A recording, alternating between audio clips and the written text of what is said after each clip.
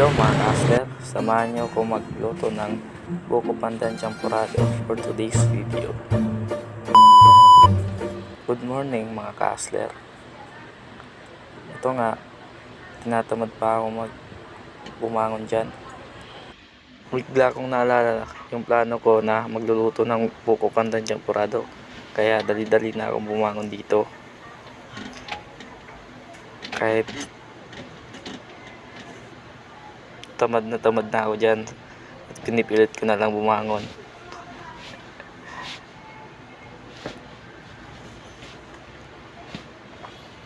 Kaya dito inumpisahan ko ng ayusin yung higaan ko at patayin yung electric fan.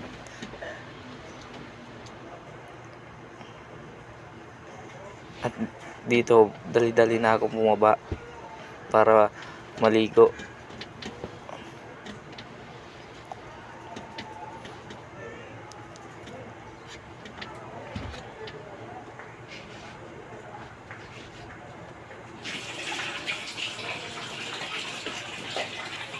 At dito nga, tapos na ako dito maligo at kukuha tayo ng damit. Nasa labas pa yung damit natin nasa sampayan. Yan, tamang sungkit lang. Dito nga, nakabihis na tayo. Bibili tayo ng mga ingredient natin, yung gagamitin nating sangkap sa lulutuin natin buko pandan champurrado. Ayan, balis na nga pala ako dito para bumili sa Pure Gold.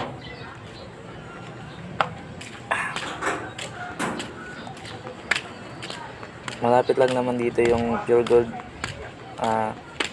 Kayang-kayang lakarin. Ito nga, nasa loob na ako ng Pure Gold para bumili ng gagamitin nating ingredients sa buko pandan champurrado. Bali, bibili na lang natin yung evaporada, kondensada, tsaka pandan extract at food color, tsaka gata para sa ating buko pandan champurrado. Kasi nakabili na ako ng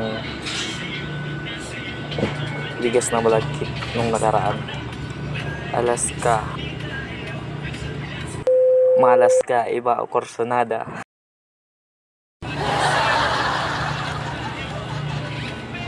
Hinahanap ko dito yung cowbell na pandan flavor.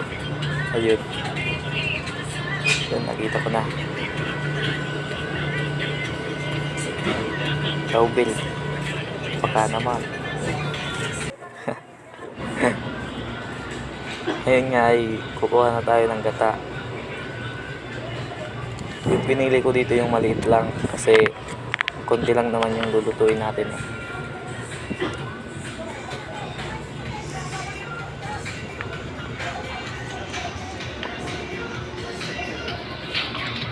Dito nga ay pumunta na rin ako doon sa isang sangkap natin which is yung buko pandan extract. Sunod nating bibilhin yung sago natin. Yung sago nga pala dito yung malaki. Yung hinahanap ko sana yung maliit kasi yun yung bagay dun sa buko pandan champurrado natin. Pero ginawa ko pa rin kasi bigyan ko na tayong magagawa. At pumunta na agad ako sa cashier para bayaran tong pinamili natin.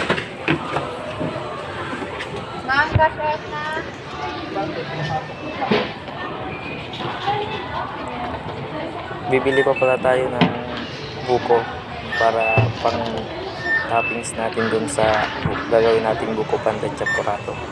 200. Ayan, dyan nga pala bumabayad na ako. Sobra pala yung nabigay ko pera, 300, 200.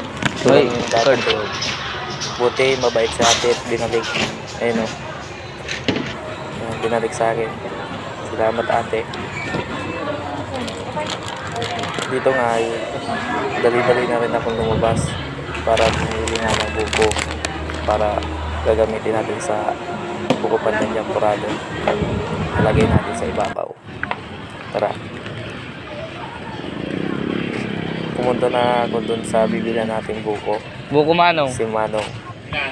Isa lang. Napakabait ni Manong. Lagi ang bumibili sa akin ng buko pandan champurado.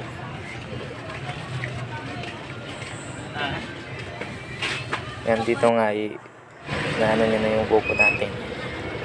Pero biglang dumating yung Bombay para singilin siya.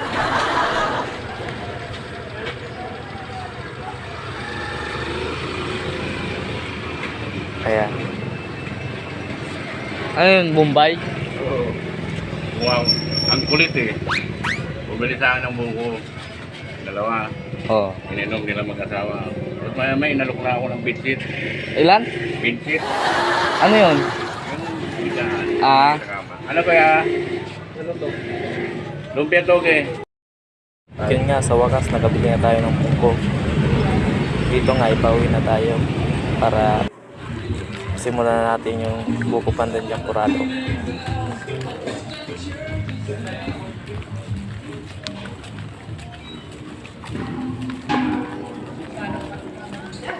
Ito nga, nakauwi na tayo. Ito nga pala yung napabili natin dun sa Pure Gold. Alaska. Malaska, ibang Corsonada. Coco Mama and buko. Tsaka yung malagkit na bigas, tsaka yung pandan extract natin. First is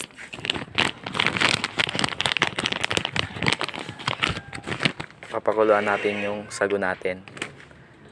Ayan. Pero dito bigla akong nauhaw kaya ininom ko na yung buko juice natin. Yung sabaw ng buko na binili natin doon kay Manong.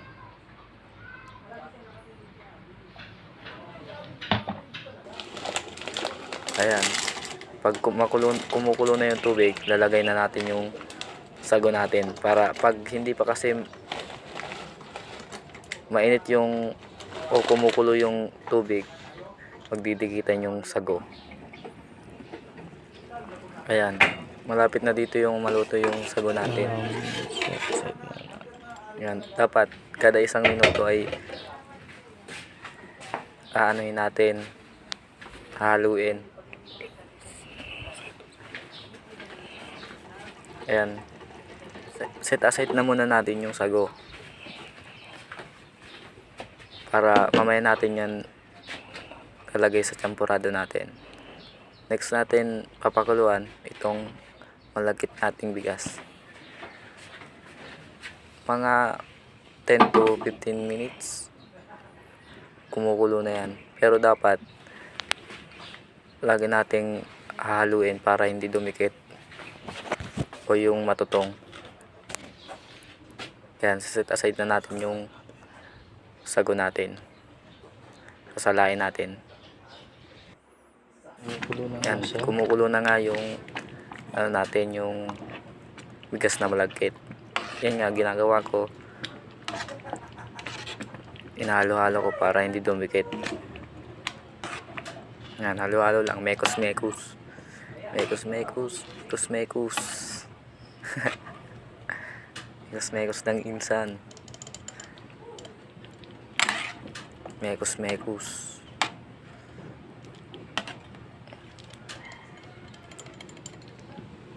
Ayan, halo na natin. Ayan, pag kumukulo na, lalagay na natin yung gata o yung Coco Mama. Coco Mama, baka naman. Ayan, lalagay na natin yung gata natin.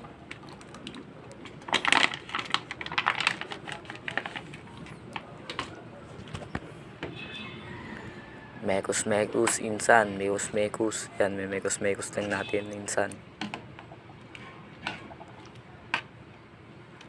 Hanggang sa mahalo na talaga siya. Mekos-mekos. Mekos-mekos, insan. Nasarapan sa mekos-mekos eh, no?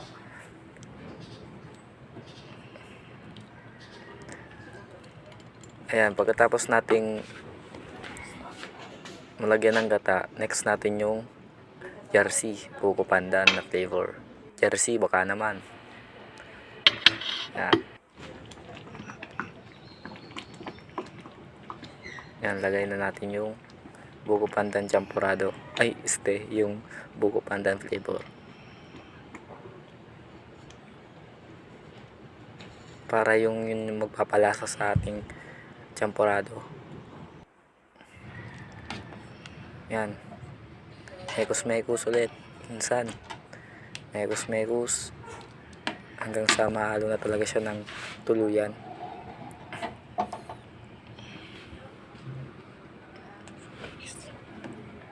Yan, mekos-mekos lang minsan.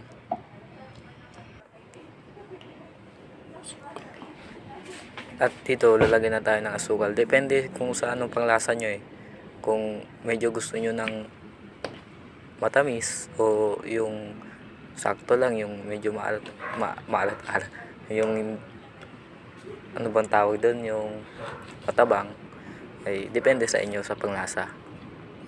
Yan. Dito nga ay gusto ko yung matamis-tamis. Kaya medyo dinamihan ko dito ng asukal. Yan.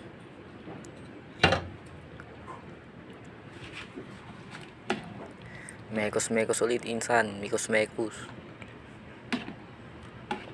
Yan. Mekos-mekos.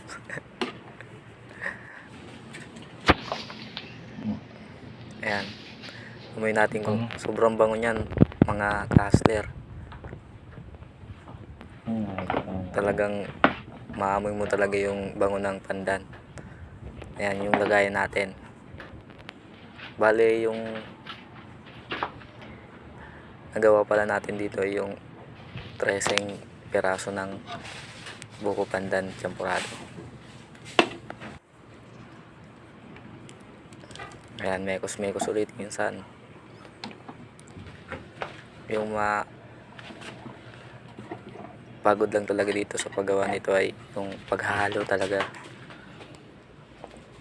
Ayan. Luto na siya. Inangon na natin siya para lumamig at may palis. Yung sinat aside nga pala natin na sago ay lalagyan na natin mga ka-hustler. Ayan. Lagay na natin.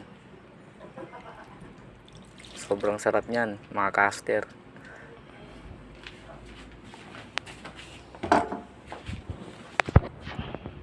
Yan, mekos-mekos ulit mga ka-hustler. Yan, halo-halo lang. Hanggang sa mag-combine na talaga yung sago natin sa champurado natin. Ayan, medyo nahalo na natin. Ayan. Ipasikat.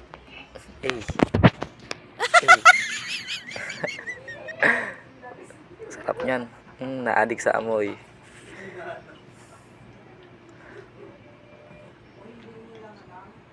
Ayan.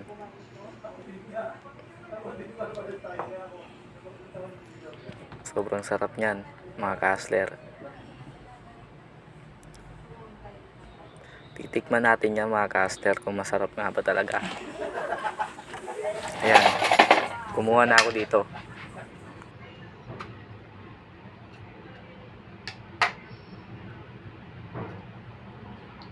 Ayan, titikman ko na.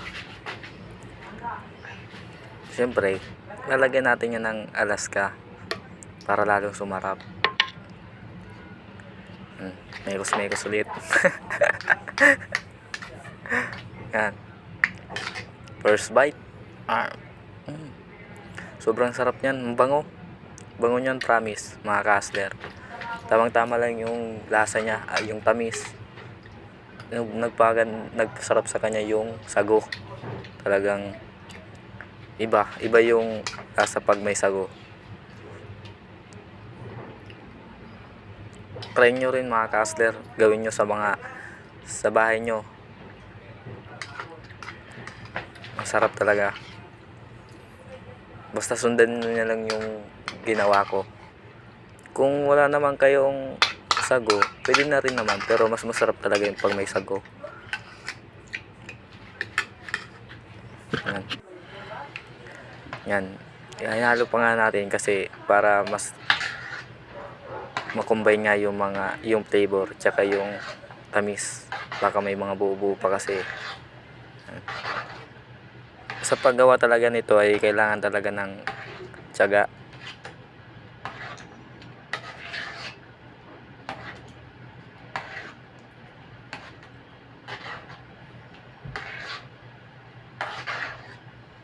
Music please. Hindi mo maintindihan kung ba't ikaw ang napapagtripan ng halik ng kamalasan. Ginapang mo